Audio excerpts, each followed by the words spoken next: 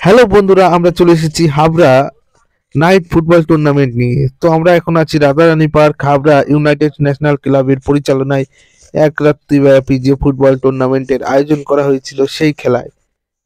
তো 3 নম্বর খেলাটি সরাসরি চলে যাবে টাইব্রেকারে, খেলার স্কোর 0-0 হওয়ায়। তো টাইব্রেকারের প্রথম শট করছে 11 নম্বর জার্সিধারী প্লেয়ার। তো দেখা যাক, খুবই সুন্দর শট, প্রথম শটে সুন্দর একটি গোল করলো।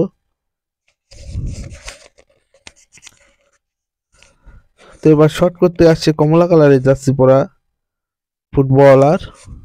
তাদের প্রথম শট, দেখা যাক কি করে। প্রথম শট গোল হবে কি বাইরে মারবে, মিস করবে, দেখা যাক কি হয়। Minibar football tournament Habra Radharani park থেকে।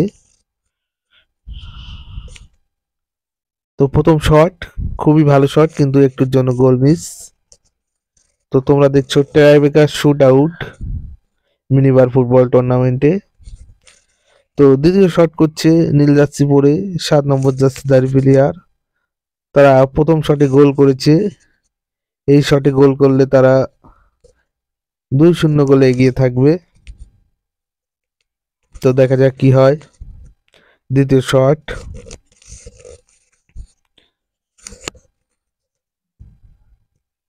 গোল কি আসবে দ্বিতীয় শট থেকে, দেখা যাক। খুবই বুদ্ধিমত্তার সাথে ধীরে ধীরে শটটা করার জন্য প্রচেষ্টা চালাচ্ছে। তো দেখা যাক কি করে, গোল করতে পারে কিনা। খুবই খুবই সুন্দর শট এবং সুন্দর গোল, ভালো গোল করলো। তো কমলা কালারের জার্সি পরা দলটির হয়ে দ্বিতীয় শট করতে এসেছে, দেখা যাক কি হয়। দ্বিতীয় শট থেকে গোল আসে কিনা। গোল করতে হবে, নয়তো বা টুর্নামেন্ট থেকে ছিটকে যাবে দলটা। গোল করতেই হবে, সেই রকমই একটা ব্যাপার। তো দেখা যাক কি করে।